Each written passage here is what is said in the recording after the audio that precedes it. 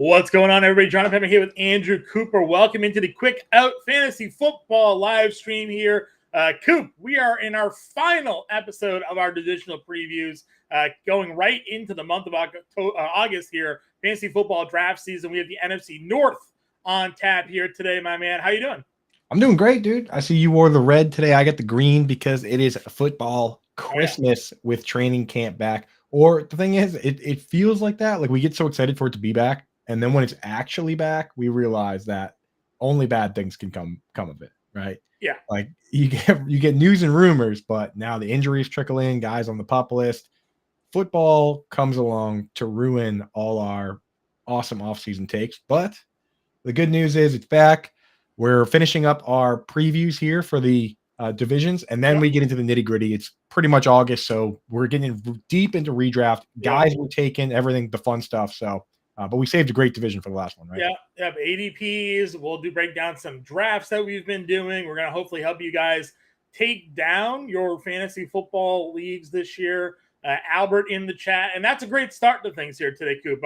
Give a little bit for people to roll into it. We got a giveaway today. So those of you who are tuning in today, you want to get into the chat, and we're going to have a trivia question for all of you a little bit later on in the show, thanks to our friends over at Real Time Fantasy Sports. So Coop and I will be sure to repeat that as the show goes on. Stick with us. We're going to give away an entry into their fantasy football best ball championship there over at Real Time Fantasy Sports. Top prize, $25,000, Coop. Can you do a lot with $25,000? Yeah, I can think about a billion things I would do with 25,000. And the best part, it's like, think about this. We're giving this away, and imagine someone was going to give you a free scratch ticket where you could win 25,000, except it's better than that because you play fantasy football to win. And if you listen to the show, you're obviously good at fantasy football. So it's like a super scratch ticket, and it's free, and we're going to give it away today. Exactly. So let's get into what we got going on here today. Again, we're talking about the NFC North here. What team do you want to kick the show off today with, Coop? You know what? Let's go, because this one is fairly flat. I feel like a lot of teams have a chance to win. So why don't we go in order of division favorites? Why don't we start? You know what? The Lions deserve to go first. They are, for the first time ever, from what I've seen, the favorites to win the division. Let's get them up there. All right. So we got the Lions here. They 9-8 record last year. They added David Montgomery in the offseason. They lost DeAndre Swift. Drafted Jahmyr Gibbs in the first round. Surprising pick to many where they took him. Vegas has him at 9.5 wins. They're plus 140, the best odds to win the North, and they're plus 220 to win the Super Bowl this year, Coop. Talk to me about these Detroit Lions and Dan Campbell. Yeah, I mean, honestly, this all to me goes back to Dan Campbell, great, but Brad Holmes is kind of the architect here. Came over from the Lions, and a lot of people thought that the plan was to use Jared Goff as like a Band-Aid just to get through the bridge year here and move forward. But based on what they did this offseason, bringing in a running back, drafting another running back, drafting a pass catcher, right? Like this team, it looks like they're saying, hey, we can compete with Jared Goff. He's our guy. And, he did play with Brad Holmes over with the Rams. He was the head scout at the time there. Now he's the GM for Lions. So, you know what? Maybe Jared Goff is the guy. Maybe it wasn't a Band-Aid situation, right? They did draft Hendon Hooker, but they're giving Goff – picking a player like that tells me they're giving Goff a minimum of this year to prove it once and for all he's the guy, because Hendon Hooker is coming off an ACL. He's not – they couldn't even bench Goff for him early on in the season if they wanted to. Yeah, I mean, listen, many people thought that Goff was going to Detroit basically to go away, right? Like his time with the Rams had come to an end, got traded over here to a team that many expected just to be a bottom feeder, full rebuild. And now all of a sudden, maybe he's the answer to the solution. There's still talent here, right? You get him in a different system and offense that he's comfortable with. And we saw what they could do. Offense was not the problem with this team last year. Their defense really struggled. Now, this year, throwing the football could be a little bit more difficult because they've lost half their wide receivers again. They brought in Marvin Jones to come back around to them, right? But Jameson Williams out for 6 weeks, again, due to a suspension. Now he's banged up a little bit, so he's missing camp. We know some of their other wide receivers are out. They traded Hawkinson last year, so they had to bring in draft Laporta. They still have Amon-Ra St. Brown. number one wide receiver on that team, going to get a bajillion targets here. But again, it's going to be a patchwork offense throwing the football until they get some of these guys back healthy, which is why I think they've invested heavily at the running back position. They lost Jamal Williams, the guy that led the NFL in rushing touchdowns last year. They traded DeAndre Swift. Now they bring in David Montgomery to take that spot. They draft Jahmyr Gibbs to take the Swift spot, and they're off and running. Yeah, I'll tell you what, like this team, and it's kind of like with the Bills, and it's why I'm willing to bet on Dalton Kincaid. I look at what they've done here, and they've basically put a lot of pressure on the three guys they took early on, which is Jahmyr Gibbs, they traded up for, Jack Campbell, the middle linebacker. Man, he's going to start at middle linebacker right away. And you saw what happened with Micah Parsons. Like, he immediately transformed that defense. Aiden Hutchinson looks good. They have some pieces. They brought in CJ Gardner-Johnson, CJ GJ. Like, they have some pieces. If this guy can be a stud right away, could be transformative. And then, of course, Sam Laporta, the other guy, where they already said that he's earned his right to be the starting tight end already, which I love hearing that. So why don't we take a look at the fantasy football implications on this team, because that's obviously the most fun to talk about, right? Yeah, let's run it down here. Let's talk about ADPs here. Amon-Ra St. Brown, first wide receiver off the board for this team. Wide receiver 9 overall, ADP 14. Coop, you've been one of the more outspoken individuals when it comes to Amon-Ra St. Brown and his value in fantasy football, in dynasty leagues. We've been touting the sell for a couple of years now. Here we are, another successful campaign last year.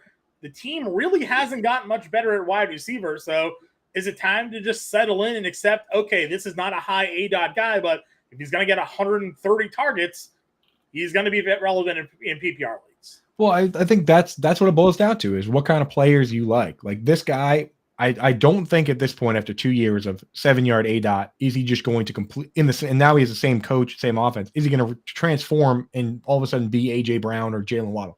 I mean, he got 146 targets last year, and he only had 1,161 yards, but he is a very safe pick, right? So if you're the kind of person that likes to play it safe, I mean, unless he gets hurt, he's going to get peppered with targets. It's just, how many more targets than 150 can you get?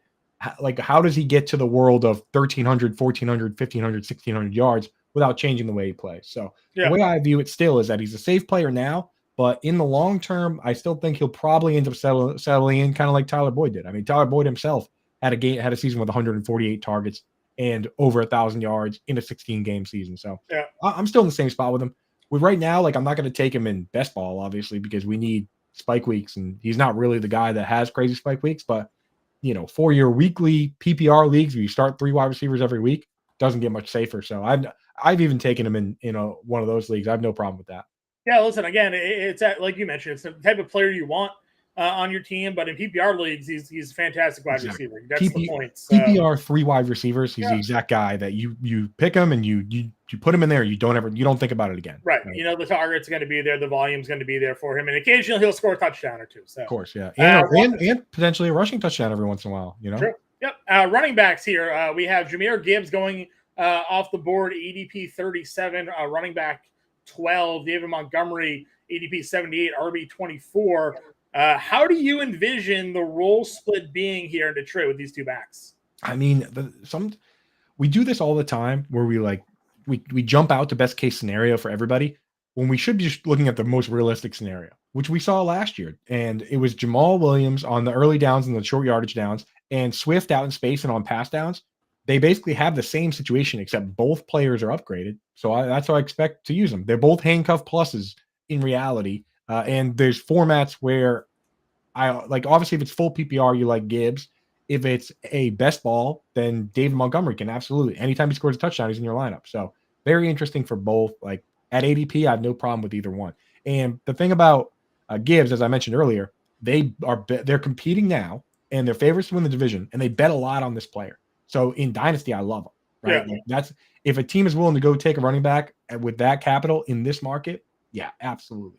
And for redraft, even especially full PPR, why not? Right, John? Are you drafting Gibbs or Montgomery at all? Yeah, and I don't mind either. I think there are a lot of people that maybe are a little bit too bullish on David Montgomery here. It's not that I don't think that he's going to have the opportunities to score inside the red zone, but what did we talk about this season when it came to the number of touches they had inside the 5-yard line last year. Obviously, Jalen Hurts led the league, but it was Jamal Williams that was right there. Was it like 24? Like crazy, yeah. It was like almost double. I think Jamal Williams actually led the league. So he led the league and Hurts was second, right? So more, yeah. But he had like almost double the next running back in terms of touches inside the 5. So it was crazy. In order for him to meet the touchdown match, right, of what we got out of Williams last year, it's almost impossible. So if you cut down those inside the 5 touches, I think Montgomery might be a little bit overvalued. I also think that DeAndre Swift, his fragility kept him out of a lot of that red zone role. And if they have Jahmyr Gibbs on the field, maybe they're scoring more from outside the 5 now, and they're not needing the barreling ram that is David Montgomery there, because Gibbs is an impact player in the pass game. He's quick to get to the outside when they get inside the 10. So I like Gibbs a lot here. It's not that I'm down on Montgomery, but I think that as an industry, there's been a lot of people being like 10+ touchdowns on the way for David Montgomery. Here we go. And I'm like, I don't know. Like there's a lot to need to happen for that the perfect storm to happen again. Right. And it's a lot of it's out of your control, right? Like you go back and look at Jamal Williams. It was a lot of 2 guys getting stuffed at the end zone, pass interferences in the end zone. The one thing going for you, obviously, is that Jared Goff, not the most mobile quarterback. He doesn't really even do QB sneaks. So you can at least count on that. Yeah, no, 100%, right? So what else are you looking at when it comes to this team? I mean, Jameson Williams suspended. Are you willing to pay ADP price for him right now coming off the board and as wide receiver 49, ADP 99, knowing that he's hurt now and he's going to be suspended? So Jameson Williams is one of the more interesting studies in terms of your format and what you play in.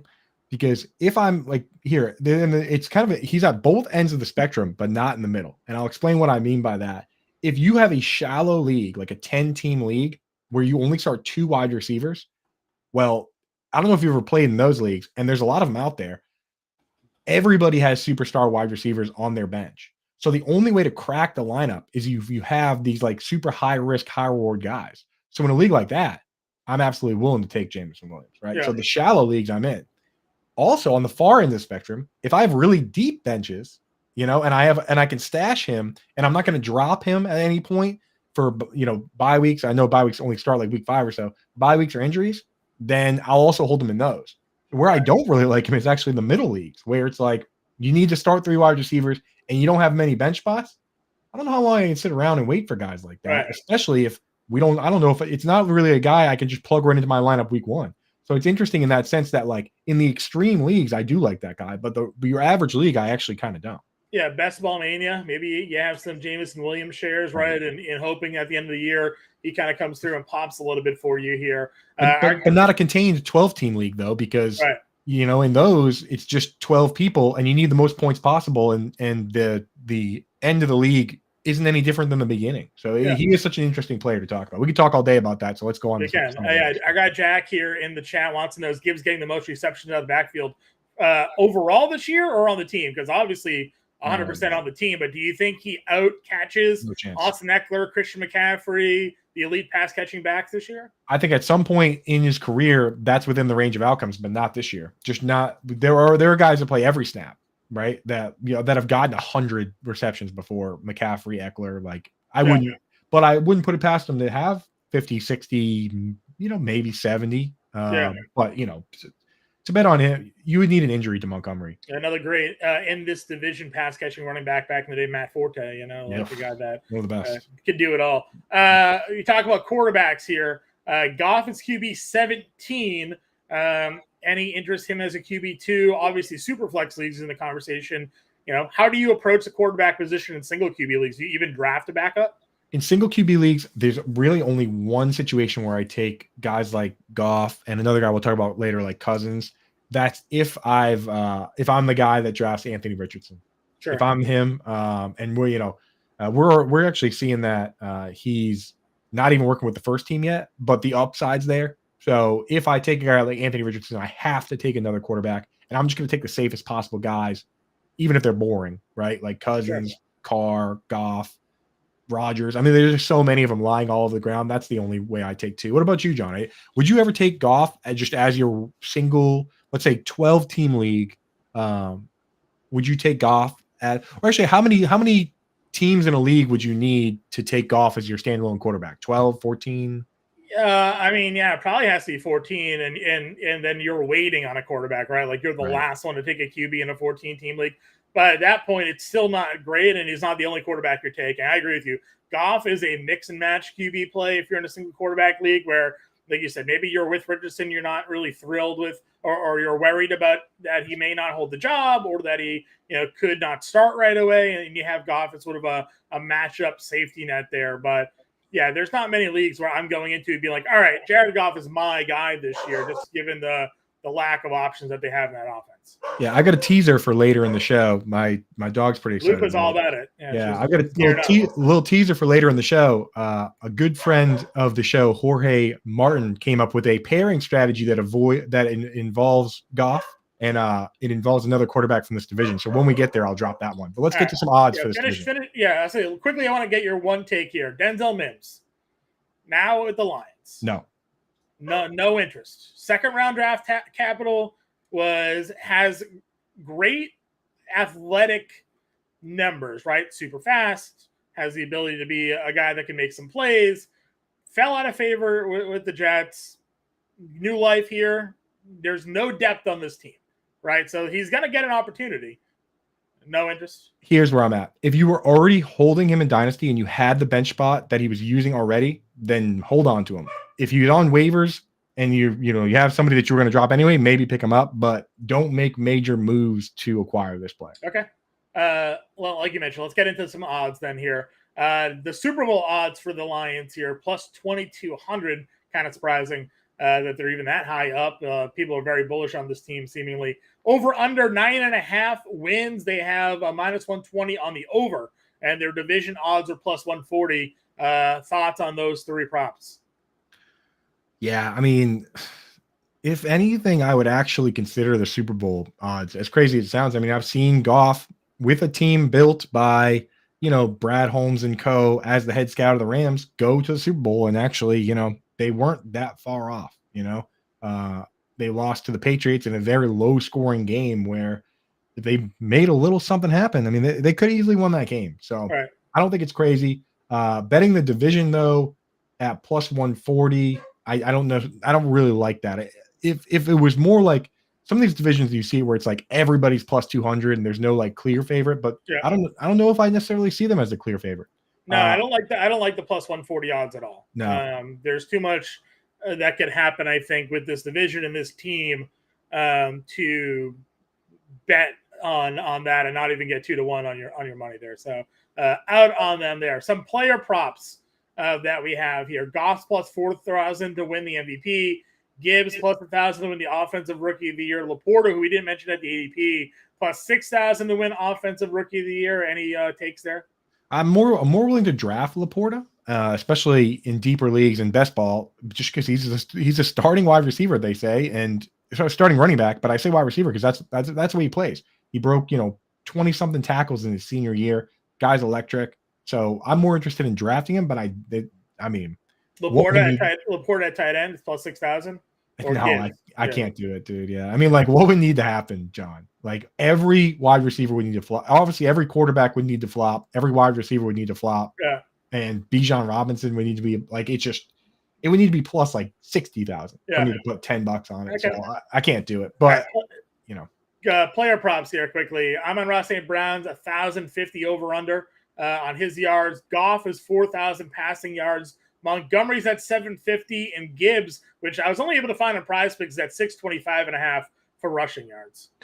Yeah, so ARSB, I have been tracking this. He was actually at 99.5. He just recently went up to 1050. Money's coming in on him to have the over there. I mean, he had over last year, 150 targets. He had, he beat that number by about 1,000. But like, I look around, Chris Olave sit at the same line. AJ Brown stood at the same line. I'd much rather bet the overs on those guys. I'm just kind of staying away from that one. I think it's a pretty reasonable line. Goff at 4,000. Yeah, no, I don't know. I think of all these, I think I'd like to bet David Montgomery over 750. I think with this line, keep an eye on Frank Ragnow's turf toe, but it's a great offensive line. It really is. Yeah. Yep, I agree with you there. So that's our look at the Lions. Those of you tuning in here, again, stay with us today. We're giving out an entry to the Real-Time Fantasy Sports Best Ball Fantasy Football Championship. We're going to have a trivia question for you a little bit later on in the show. You got to be in the chat to answer, so stay tuned with us here.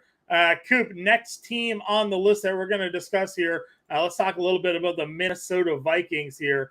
13-4 last year.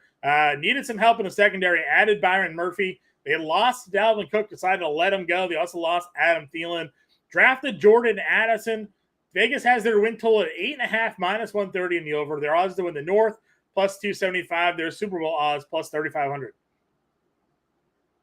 I mean, last year at one point, this team was like 13-1 or something like that, right? Like it's crazy. This is the team, and we'll get to it a little bit, that I actually kind of like to win the division. They did have to make a lot of money-related cuts. I mean, it's not just Thielen, Dalvin Cook. They had to also cut Eric Kendricks, right? Mm-hmm. They lost Irv Smith. So, but I think they did a good job with what they had, drafting Jordan Addison, that now they can really focus a little more on what Kevin O'Connell wants to do. A lot of 3 wide receiver sets with a nice tight end. Now, I also like Mekhi Blackmon. People haven't talked about him as much because he went in the 3rd round, but personally, I think he's more like a 2nd round type cornerback talent and probably an upgrade over Patrick Peterson, guys like that. So yeah, I like what they did there. And then, extending Alexander Madison. Madison extended before the Dalvin Cook news broke, and I think he had an inside track on what they were doing. I think he knew Dalvin was gone, so smart move for him. Get himself back in a position to lead a backfield, maybe get paid next year when all, when this stuff is sorted out. So Madison kind of in the driver's seat now. Yeah, listen, I think it's interesting. Now, I've seen a lot of people sort of detract on Madison because, where he was going before, right? They're like, oh, well, I was getting Madison 3 rounds, later than I was when Dalvin Cook was on the team. And look where he is now. You have to fade him. Why? Like, now for sure he has the starting job, right? Like, sure, he was a better value if you were willing to take the chance on him that Dalvin Cook was going to leave 2 months ago. But now he has the job, and he's still going in a middle round of fantasy football drafts. He's the only real running back on that offense. Now, I understand they have guys behind him, and everybody loves the backup running back. Everybody always loves the backup quarterback. You know how it goes, Coop, right? The next shiny new toy could be the next man up here. But you know what? Madison, when he's had the opportunity to be the starting running back, has performed. I understand a lot of people were like, well, look at his yards per carry over the course of seasons. It's 3.9. Yeah, well, he's coming in. He's playing 3 snaps every so often. He's not really getting an opportunity to get in a groove, getting consistent workloads. He's had games where he's been the starter. He's had success here. He can catch the football a little bit. We know he can run the ball. So I don't see a reason to fade Alexander Madison just because his ADP might be up 20 spots from where it was 2 months ago. Now that for sure he has the starting job, it just kind of blows my mind here. So, for me, I am perfectly fine drafting Alexander Madison. I like the offense, even though they're going to be more of a pass-heavy team like they showed last year. Dalvin Cook was still a very serviceable running back in fantasy football. I don't get the reason people are down on Alexander Madison. Yeah, honestly, it's one of those classic battles of the opportunity guys and the narrative guys versus the deep metrics guys, a lot of the machine learning metrics like expected yards per run and stuff like that. They don't like Alexander Madison. They think that he's more of a replacement level guy. But to be honest, I'm on board with what you say, which is he has been a replacement level guy. And when they put him in to replace the starter, he's had straight up RB1 overall weeks. So if they're willing to say, we're going to let the other guy go and you're going to be the dog, then I'm in. The only concern, the one narrative that people are throwing out there is that the Mike Davis narrative where he had a good season, went to the Falcons, and then just kind of did nothing.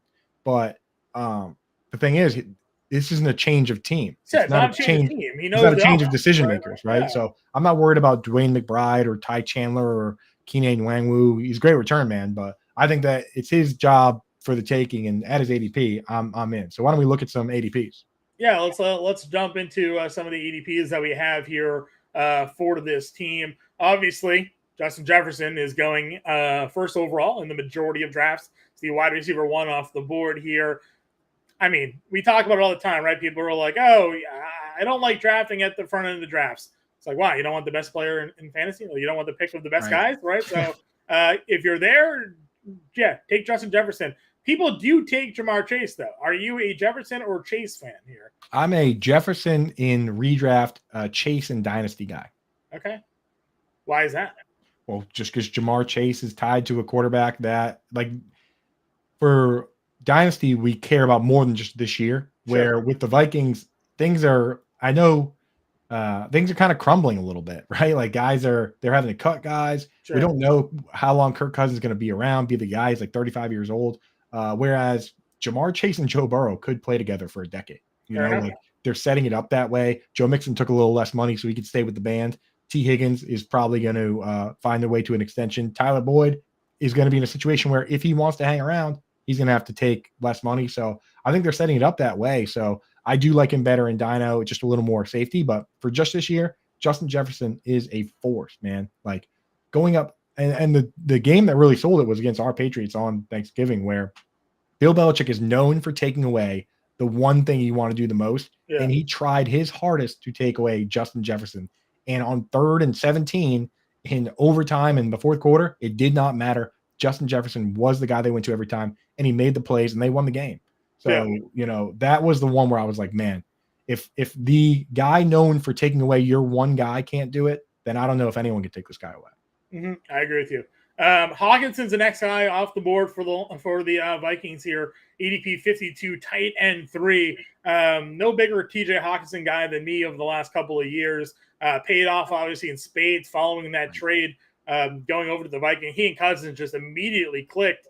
But do you feel like you're drafting Hawkinson at his ceiling, or do you think that a full year in this Vikings offense with now really probably the number 2 option, unless you think Addison, the rookie, outpaces him here, where do you think the things go for Hawkinson this season? Well, you actually just said it right there, and that's the bet. And honestly, here are my thoughts. People out there, if you like, because Justin Jefferson's locked in, you can be in on Hawkinson, you can be in on Addison, but you shouldn't be in on both. Especially in Dynasty for long term, because it's very rare for a team to have 3 guys get 100 targets. And people will say, oh, this team was the one team that did it last year. Well, in the games when Hawkinson was there, Adam Thielen was not on pace for 100 targets. So in reality, there was really no team last year that had 3 guys get 100 targets. The year before that, there was no team, right? So, and that's based on Pro Football Focus. Other sites, someone sent me a site where the Cowboys last year technically had it. I don't care. They didn't have 3 fantasy relevant pass catchers. Like, you want to include Michael Gallup, fine. But was Michael Gallup a high-end fantasy option last year? No, he wasn't. So that's the way I look at it with this team. Like, you really need to bet on one or the other. I'm willing in redraft to bet on Hawkinson, but in Dynasty, I'd be lying if I said that Jordan Addison doesn't scare me long-term. Yeah, long-term, I agree. And listen, one of the reasons why I'm kind of bullish when it comes to Kirk Cousins this year is sort of, I think this passing offense could give him an opportunity to, as I once messaged you in one of your other shows here, the meeting of his 2 bests, right? Passing yards and touchdowns. Could see that out of Cousins this year. Addison's off at wide receiver 36, ADP 73, and then Cousins is QB 13, ADP 113. Quickly, thoughts on Addison for you? I know you just spoke a little bit on him. You're all good there, right? Place the bet. Yep. Like, I'm willing to do it in best ball enough, but I just prefer Hawkinson just because, hey, if the question is who gets more targets, and it's even a question, give me the guy who can start at tight end. The scarcity is so much more valuable. I agree with you. Yeah, there's a lot of people obviously out there that are very bullish on Jordan Addison and thinking that he could really break out. I like Kirk Cousins this year as a QB1. Yes. I wrote about him in my quarterback article this year, ADP tiers. Listen, this is a guy that has the history of throwing for 35 touchdowns. He has a history of throwing for like 4,500 yards. He has the best wide receiver in fantasy football. He has a top 3 tight end in TJ Hawkinson. And Addison, in my opinion, is an upgrade over Adam Thielen, just the way, Thielen was sort of trending down in his career. You're getting a much more athletic player and playmaking guy like Addison in this offense. The fact that Dalvin Cook isn't there, they could maybe push the football a little bit more, especially if maybe Alexander Mattison isn't capable of being as explosive or as big of a playmaker as Dalvin Cook has been in their offense. I think this lends to an opportunity here for Cousins to really have a big season. He hasn't had bad fantasy football seasons, right? People just kind of like blow up on Cousins sometimes because of his like real life fantasy football real life football success. But when it comes to fantasy football, he's a guy that you can count on basically throwing 30 touchdowns, 4,000 yards, and sometimes have big ceiling games.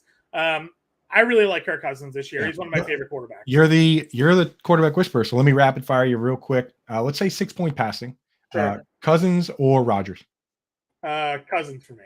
Cousins or Dak? That one's closer. Go Cousins, dude. I think it's Cousins still, but it's closer. The more I like Brandon Cooks a lot. So I like Dak a lot too, but the more I hear from Dak himself and Mike McCarthy this offseason, the more worried I get about this whole we're going to run the ball. Dak's going to take better care of the ball. I don't know if I like that vibe. So I've actually moved Cousins ahead. What about Cousins or Tua? Cousins for me. Cousins or Deshaun Watson? I've gone Watson over Cousins when given the opportunity. Me too. Cousins, last one. Cousins over either of the Justins? Fields or Herbert? No, Fields and Herbert above. Okay, yeah. So you probably have him where I have him, right around QB 8 or 9. Yeah, I think he's a back end QB. I think he's a back end QB1. But again, you're looking at the last 3 years, right, for Minnesota. I know it's hard to this is what he could have done. But his last 3-year per 17 game averages almost 4,500 yards and 33 touchdowns. So we're looking at guys like Joe Burrow and Justin Herbert and their numbers. And the projections are kind of right there, right? 4,500 yards, 35 touchdowns. So as you mentioned, Burrow, Herbert, I'd rather obviously take those two ahead of them, but it's in the range of outcomes where Kirk Cousins in his career last year threw for 4,500 yards, and then 2 years ago he threw 35 touchdowns. It's entirely possible. It's entirely possible that in this offense with Jordan Addison, Justin Jefferson, TJ Hawkinson, maybe the best trio, I would say, receiving core that he's had in Minnesota here, that he has a career passing year. He's accurate. His turnovers vary. He had last year, he had 14 interceptions. The year before that, he only had 7. I don't know. I'm bullish on Kirk Cousins where he's going in drafts this year. If I'm waiting on a quarterback, with a design to draft Kirk Cousins this year. Yeah, I'm in. Before we get to some quick odds, Jack in the comments asked, "What's your stack? If you're going to stack Cousins with somebody, probably Jefferson." Well, yeah, if you have the number 1 pick, you're obviously doing it with Jefferson. I don't know if I even like forcing a stack with anyone else, to be honest. Yeah, I think if I'm going to there, then fine. Addison works. Tight end, again, it feels like you have to be committing to take a tight end early, right? Yeah, and you being the tight end guy, you don't like taking tight ends early, so you're not finding yourself at Hawkinson that often. So for you, it's probably Jefferson and Cousins if you're doing it. If you don't mind Hawk where he's going, take Hawk and Cousins. The targets Hawkinson got with Cousins last year was ridiculous. He was tight end 1 the rest of the season. So 101 basically the rest of the season. And to be honest, Jack, I'm completely out on KJ Osborne, and the reason for that is look what they did this offseason. They didn't get rid of CJ Ham, the fullback. They paid Josh Oliver a ton of money. Just the fact that you don't pay Josh Oliver that money if you're not going to use him, and Hawk's not coming out, and Jefferson's not coming out. So at some point, when you bring in a fullback or you bring in a second tight end, one of the wide receivers comes out, and I truly believe that will be KJ Osborne, which is going to limit his ceiling. So I'm completely out on Osborne. If you truly hate Jordan Addison, you think he's going to be just a complete bust, then you can be in on Osborne. Yeah. Yeah, and our guy Tronto David here having a hard time assessing Hawkinson relative to his ADP. It's because he's never really been up this high, right? I think we've seen him as much as tight end 4 in the past. And he kind of let us down. Last year he was going in tight end 7 off the board, but that was ADP 70, 80 in that range. Now you're having to draft him as a tight end 3, and you're it feels like a ceiling, and it very well could be. My tight end elite article is coming out probably tomorrow, and one stat, if you look at man-to-man coverage, a huge indicator. The top leaders right now, the past 2 years, are Mark Andrews with 61 receptions, Kelsey with 58. Hawk is 3rd highest, but he only has 30. He's not really separating himself from the pack. So the way to deal with Hawkinson, in my opinion, is Andrews and Kelsey go first. If you like Waller and Pitts, if you like just going crazy upside with Waller and Pitts like I do, then you don't draft Hawkinson. If Waller and Pitts scare the hell out of you, then Hawkinson is probably the only other guy that we consider to be highly talented that could be a top 2 target on his team. Because we know Goddard's not going to be unless someone gets hurt. And it's getting hard to call Kittle a top 2 target on his team because he wasn't in the games whenever was healthy. Darren Waller might be the top target on his team. Yeah. So if you want to play, exactly, he might be the very one. So if you like to play it very safe, it's about how you like to play it. If you just don't like thinking about tight end at all and you want to play as safe as possible, then take Hawkins in a tight end 3 and throw him in there and just not think about it, which is absolutely fine because I know people don't like dealing with it. If you want to play the high risk, high reward game with us, take Waller or Pitts or don't take anybody up there and play yin and yang tight end and we'll go to the loony bin together, baby. Yep, I'm with you. All right, let's get into some of these player props that we were talking about here on the Minnesota Vikings. They are plus 3,500 to win the Super Bowl. Their over-under win total set at 8.5 here, minus 130 on the over. To win the division, as you said earlier on here, they are plus 275 to win the division. Talk to me here. Which is your favorite bet of the group? I don't like the Cousins MVP and I don't like Super Bowl odds, but I do like betting them to win the division. And I also like betting them to win more than 8.5 games, honestly. Might even crank it up and see what kind of odds I can get going to the next level and saying that they win 10 games. Because last year they won what, 13 games? Yeah, they won 13 or 4 last year. Yeah, like this team is good, right? Like, and they didn't. I know they lost. They were a paper lion last year. I mean, their defense was very bad. They had a very favorable schedule. They scored a lot of points, but they were not as good of a team as their record indicated. But they're good enough to win this division. Right. So, the Packers are worse, like Bears, Lions. Who knows? Like I'm in on the Vikings. I think the Vikings. Listen, you're getting almost 3-1 on their division odds, so I like that as well. The divisions are the one I like best, and I really don't, because the problem with the over under 8.5 is they make you pay minus 130. Yeah. So honestly, of these, I'm just going to avoid most of them and go plus 275. I'm not betting Addison Rookie of the Year. Jefferson, he was at 1,300 last week for yards. If you got that last week, great. Now it's at 1,400. Yeah. So and Cousins, they set the line so high, it makes me want to draft him. Did you read that one? What it said at? Yeah, 4,300.5. Yeah, I'm not going to bet that, but it makes me want to draft him in fantasy. Well, that's what I'm trying to say, right? You do the wide receiver Vegas odds, article, which is great. It kind of shows you where guys are, the heat maps. And whatnot. If you haven't checked that out, go to Fantasy Alarm and take a look at what he has there for wide receivers. But you're looking at Cousins here. His touchdowns prop is set at 28.5. He's at 4,300 yards passing. The touchdowns are things he's gone over pretty consistently. In the yards, as I said, he's averaging 4,400 yards the last 3 years. So why is he going off at QB 13 if he's looking at 45 and 30, for yards and touchdowns? I'm in, man. I'm in. Yeah. Let's get to the next team. We're behind schedule. Yeah, that's fine. Let's go to our next team here. Maybe one of the more exciting teams in this division. Chicago Bears. Team overview here. Last year they were not very good. They were 3-14. They added DJ Moore in their offseason with their trade of the top overall pick. They lost David Montgomery. They drafted an offensive tackle with their first round pick this year, addressing some of the issues they've had. Vegas has their win total up to 7.5 at minus 130 on the over.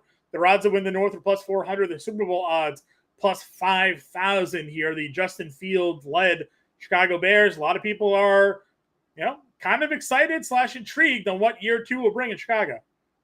Yeah, and nobody believes in Justin Fields more than Justin Fields, huh? Because he came out and said that he's a top 5 rushing quarterback all time. He also came out and said that he's going to be the first ever 4,000-yard passer for this Bears team. And I think that the confidence of Justin Fields, I think that's a good time for us to maybe do our giveaway, John. What do you think? It is a great time for us to do our giveaway, ladies and gentlemen. We have everybody in chat. Listen up, pay attention. We're giving away a free entry to the real-time fantasy sports, fantasy football, best ball championship. You can compete for a grand prize of $25,000. You can enjoy the draft and get your best possible lineup each week automatically with the best ball format. There are live drafts every night, so you can pick and choose when the best time for you to use this free entry to get your best ball fantasy football team drafted there. We also have an exclusive offer right now. Go to rtsports.com/alarm. Promo code ALARM23 will get you a 100% deposit match up to $200. Please play responsibly. For help, call 1-800-GAMBLER if you need any assistance with that. So, Coop, with that said, let's give our trivia question out. first person to get the right answer in chat will DM Coop or myself on Twitter, and we will get you hooked up there with the free entry into the real-time fantasy. Answer in chat. Answer in chat, and then DM us on Twitter if you want. All right. So, Coop, do you want to read off our trivia question for today? Yes. So, in honor of Justin Fields saying that he's going to be the first 4,000-yard passer in team history, what Bears quarterback right now has the highest single-season passing yard total in team history? So, who is the current single-season passing yard leader for the Chicago Bears? Whoever gets that one first in the chat gets a free entry into the RT Sports Best Ball Championship and has a chance at $25,000. First guest in the chat, Scamper says Carl Weathers. Isn't that the guy that played Apollo Creed? Yeah, it was. Yeah. So still waiting on a winning answer. TD, I will say this: Jay Cutler. We got a couple Cutlers coming in. Cutler on the list is number 5, number 4, number 3, and number 2, but he's not number 1. One other quarterback for the Bears threw for more yards in the season than Cutler. Cutler is 4 of the top 5, but he's not number 1. Scamp, It's not Trevor Siemian. One more ridiculous guess, and the mods are getting you out of here, Scamp. That's enough of those. But anyway, again, if you guys got the right answer, get in chat. The single season leader for passing yards on the Chicago Bears here, and we will get you the free entry into the RT Sports Best Ball Championship here. Coop, while we wait for the free entry to go, the winning answer to get in chat, let's continue talking about what we got going on with the Chicago Bears. Yeah. Another guest in the chat. A couple guesses. Luckman, no. Mitch Trubisky's actually 6th. That's how bad this team has been historically. Mitch Trubisky's 6th best season all time for the Bears, but he is not number 1. Again, remember that Fields wants to be the first quarterback in Bears history to throw for 4,000 yards. So you're thinking about how low the passing totals have been for the Chicago Bears. And in an era where passing has been supreme, they have lacked. So, and a team that's been around for 100 years. Nope, good guess, Jason. Not Jim McMahon. That is another good one. Yeah, it's not a name that's going to jump out at you. So keep those guesses coming in. Let's move along, Johnny. Yeah. All right. Talking about the Bears. Yeah. Justin Fields, when it comes to ADP, is their first guy off the board here. Or actually, I lied. DJ Moore just slightly ticked ahead of him. It was Fields for a bit. DJ Moore now 2 spots ahead of Fields here. So if you're stacking end of drafts, maybe a spot here. Where are you on DJ Moore this year in his new home in Chicago? Completely out on DJ Moore, just because, I mean, the Vegas odds, they're not in his favor. They suggest that he's being crazy overdrafted. So, and we've done this before with DJ Moore when he was with the Panthers, 2020, new quarterback, new coach. He was going wide receiver 9. He was not only not even the number 1 fantasy wide receiver on his team, he wasn't even second. Robbie Anderson and Curtis Samuel outscored him. So I'm a little worried on that. And I'm personally out on DJ Moore. I get the upside, but just too many safer players going in that range. It looks like we have somebody in the chat that won. We do. We have username Fatty McFats, great YouTube channel there.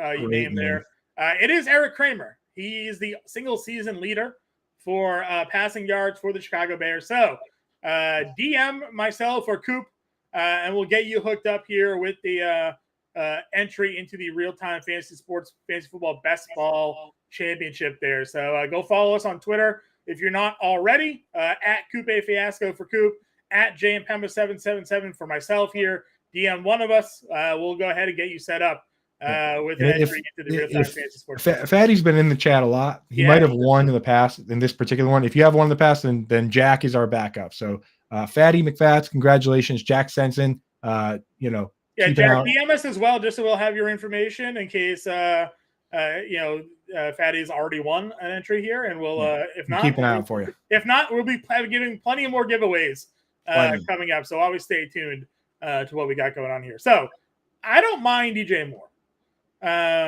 because I am obviously a little bit more bullish on the Bears this year. I do think that Fields is going to increase his passing production. They got him a legitimate wide receiver here. You're taking a look at who he's been throwing the football to. Now, DJ Moore has been successful at wide receiver with some pretty bad quarterbacks, some pretty average to below average quarterback play.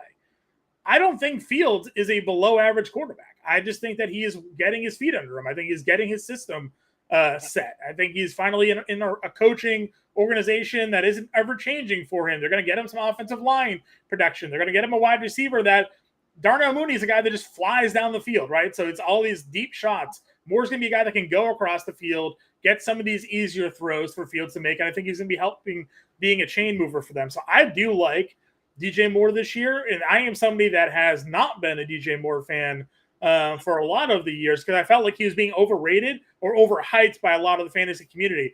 He's been a fine wide receiver, but every year someone's like, this is the year he's top 5, and these are the metrics why. And it's like, well, not really. You're just assuming that's going to be the case. I'm not projecting him to be a breakout wide receiver, but I think he can be exactly what he's been, if not maybe a little bit better if Fields takes that step forward. Well, that's the big thing for me is that his ADP is 48 and Fields is 50. Like, I'm not going to take DJ Moore if Fields is on the board. I'd rather just take Fields because for Moore to be good, Fields needs to be good. I'll take Fields, and if DJ Moore is still there, maybe I'll take him on the way back. Sure, I agree with you. Fields, that's what I run into. I run into that problem there. Yeah, but anyway, Fields again, is definitely where I'm going. We got to zoom through these.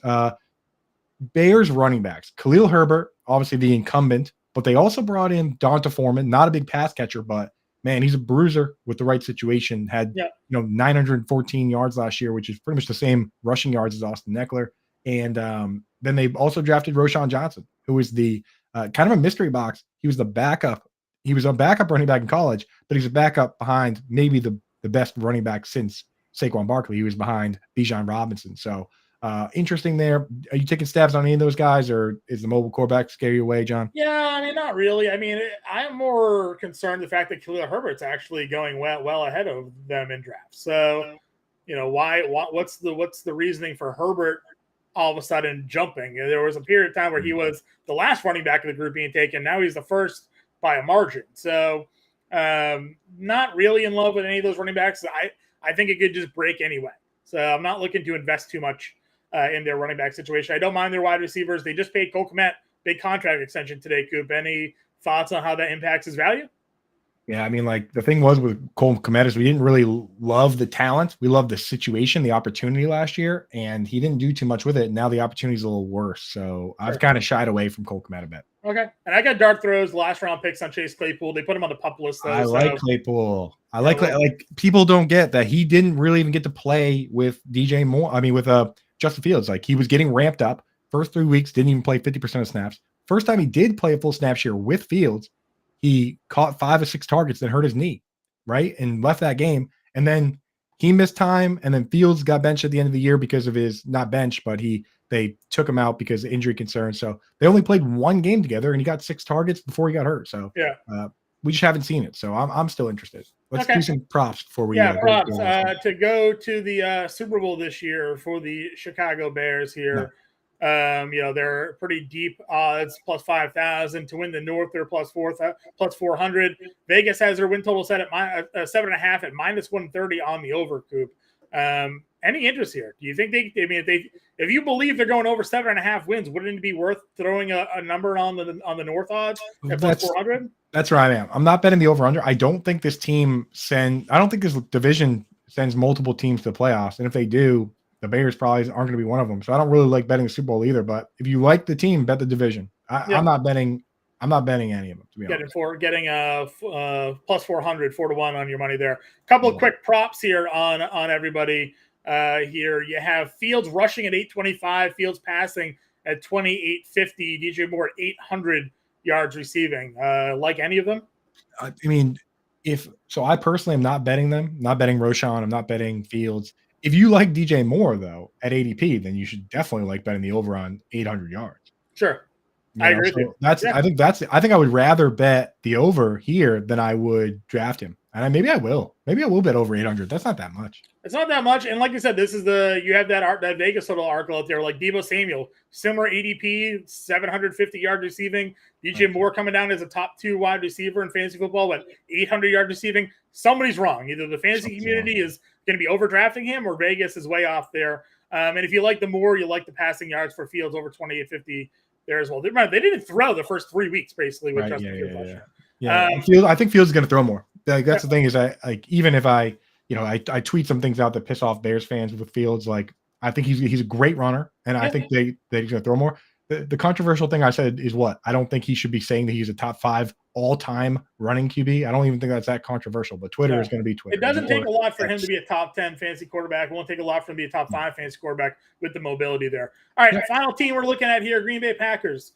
Last year, 8-9. Obviously, no more Aaron Rodgers, though. Jordan Love era in here. Jaden Reed. They didn't do anything in free agency, Coop. So I just put Jaden Reed as their best ad and wide receiver, best draft pick. If you got somebody else, let me know. But they didn't do anything. I like the Lucas Van Ness draft pick actually, the first round. I think that's a good pick for them. And we'll talk about him when we get to odds here. But I actually do like that pick, so that's not too bad. All right, Vegas odds got about 7.5 wins. Another team in this division around 7.5, 8 wins. The odds to win the North are the same thing, plus 400, and the Super Bowl odds plus 6,500. Yeah. Well, let's talk about what they did this offseason. I mean, hey, you know what? If you're going to transition to a brand new quarterback and brand new situation, I like how they just said, hey, you know what? Let's just go all randomness here. The Panthers went the opposite. They brought in all these vets and said, hey, you know what? We're going to try and win right now with Thielen and DJ Chark. That could lead you to a reset at some point. They said, hey, we're going to have open tryouts, right? Live tryouts. Let Lazard, Cobb leave, and we'll have a young guy Watson, a young guy Romeo Dobbs. Then they're going to have Jaden Reed, Luke Musgrave, and Tucker Kraft, 2 rookie tight ends. I kind of love that. It's like, hey, let's figure out what we have here, install these guys, and, if people aren't working out, then we'll move on quickly and build it that way. So I kind of like what they did, and see what you got in Jordan Love, obviously, along the way. And then, like I said, Lucas Van Ness, why not just take one of the best linebackers if you're in a situation like they are? So I don't mind it. A lot of question marks on offense, obviously. Yeah, of course. There's no Aaron Rodgers anymore. Alan Lazard is gone. Very young wide receiver core. Watson, Dobbs. They draft Reed. They draft tight end with Musgrave there as well. Tucker Kraft in the 3rd round, another tight end. So a revamped offense outside of their running attack where Aaron Jones and A.J. Dillon are still there. With Aaron Rodgers now out of the way, do they have a different approach to their offensive system, do you think? For sure. I think Matt LaFleur is going to do – before it was like, yin and yang, the pushback between LaFleur and Rodgers can change the plays at the line if he wants. So it's kind of hard to control him. In this situation, LaFleur can now do exactly what he wants. And that could end up seeing, like we saw what LaFleur did with Derrick Henry. There's a reason they drafted A.J. Dillon. He could be in line for a lot of those bulldozer play calls this year. But I still also like Aaron Jones and this pass catching ability. So I think both those guys could be all right. Let's look at the ADPs. Yeah, ADP is Christian Watson, your first wide receiver off the board, or first player off the board for this team. Wide receiver 21, ADP 41. Aaron Jones, ADP 53 at RB 17. A.J. Dillon, almost double that, 102 ADP, RB 33. And Romeo Doubs, their wide receiver 2, wide receiver 56, ADP 121. Haven't talked about the quarterback yet. So top 4 skill position players. Which ones are you in on? Yeah, of those guys, I do still like Aaron Jones if he falls, but I like the thing is I like Miles Sanders so much in that range that it's really only certain circumstances where I take Jones. I like Dillon in best ball simply because he got like the vast majority, even though there weren't very many of them, the vast majority of those goal line carries. I think he's still going to get that. I'm not really drafting Dobbs. If anything, I wait and I take Reed or Musgrave and just go for the uncertainty. Yeah, my thing with Dillon this year, and it's something that we've kind of used as analysis the past couple of years, but it hasn't fully panned out yet, was that LaFleur was the offensive coordinator in Tennessee. His first opportunity to be a head coach, he goes and drafts A.J. Dillon in the 2nd round, who looks a lot like Derrick Henry, right? Big, bulky, power running back. But Aaron Rodgers was there, and Aaron Rodgers loves Aaron Jones, trusted Aaron Jones, wanted him on the field, to utilize him a lot. Aaron Rodgers is now gone. Does LaFleur finally say, like, all right, A.J. Dillon's my guy. He's younger. He's power. He's stronger. This is the offense I want to run. And now Aaron Jones is being used more as a change of pace pass catcher and not as the early down, every down guy. So I like throwing some dart throws on A.J. Dillon again this year, seeing if not this year, then never for A.J. Dillon until Aaron Jones is gone. So maybe sneak Dillon into some dynasty lineups because, Aaron Jones not getting any younger and could be the A.J. Dillon full-time show at some point. Yep, I agree with you. All right, Jordan Love, are you in or out? QB 22. I'm in. I mean, obviously, single QB leagues, you don't have to draft him, but Right. I'm taking stabs in best ball and super flex, and why not, right? I mean, I've seen crazier things happen. And the thing is, with like there was some hope behind Patrick Mahomes, but if Patrick Mahomes his first season starting, people would have said you were crazy to say he would throw 50 touchdown passes. Now I'm not saying Jordan Love is going to throw 50. People would say I'm crazy, but I don't think he is. But why can't he play above expectations after being with the team for so long, knowing the plays? This isn't some rookie coming in for off the streets. This guy's been around. Is this Matt Flynn or is this Aaron Rodgers taking over for Brett Favre? Right, well, like that's the concern. That's the question, right? Like what version? What is Jordan Love? Is he actually a good player? I mean, we saw him have to start a few times and didn't look all that great, but obviously he was a rookie. When he had those opportunities. So I agree with you. Super flex, you throw a dart. Love or Kenny Pickett, real quick. Love or Kenny Pickett? Pickett. Me too. Okay. I'm bullish on Pickett. Well, if you have Kenny Pickett above Love, then you're not going to have Love because you're not drafting like 5 quarterbacks. No, I agree. I'm bullish on Pickett. I'm probably one of the minorities there. So, all right, odds here. Super Bowl odds again plus 6,500. To win the division plus 400 and over under 7.5. Which ones do you like? Kind of like the under on 7.5. To be honest, like you look around the division, we like those all better. Like these are the teams that you can even get away with having a bad season when you build a team like this, right? If they're bad, you just say, hey, you know what? Everybody's young. What a first year quarterback, right? Like, so I kind of like the under on that. I'm not going to bet them to win the division at plus 400. That seems crazy to me if I could get the Lions, the Bears at the same odds, right? Same odds. Doesn't really make a lot of sense there. One I do like of these, I'll say Lucas Van Ness, Defensive Player of the Year. I think that the linebacker position, because of the accumulation of stats in terms of you have tackles, interceptions, fumbles, you score a touchdown at some point, entirely possible. I don't mind that bet at all. He's going to be installed directly in the middle of that defense. So I do like the Van Ness plus 1,500 for Defensive Player of the Year. Sometimes the cornerbacks and stuff, like you have to be crazy shut down like Gardner or have a bunch of picks or something to flash. And same thing with defensive ends. If you don't get double-digit sacks, Yeah, I just want to point out 2 things with player props, and we'll be talking about player props comparative to ADP all season long here.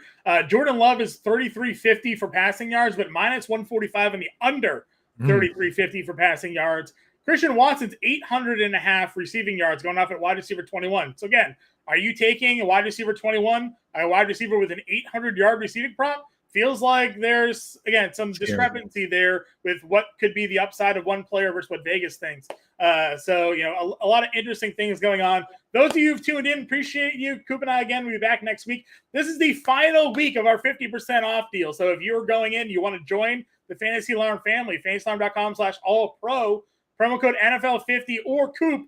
We'll save you 50% off the first 6 months. It takes you all the way through the NFL season. It's $19.98 a month for the first 6 months here. This is the last week. Sale ends on Friday. So get involved. You get the Fantasy Football Draft Guide for free. You get a 7-day free trial included there. After this deal, it bumps back up to $39.97 a month. So get involved. Sign up today. fantasyalarm.com/all-pro. Take advantage of what we got going on over there. Stay here. Coop's going to be right back on your screen in 2 minutes. The Alarm Fantasy Football Show coming your way here. Britt and Bender with you, correct, Coop? No Britt today, just me and Bender. So with her gone, we're just talking tight ends, baby. There it is. Bender and Coop hanging on.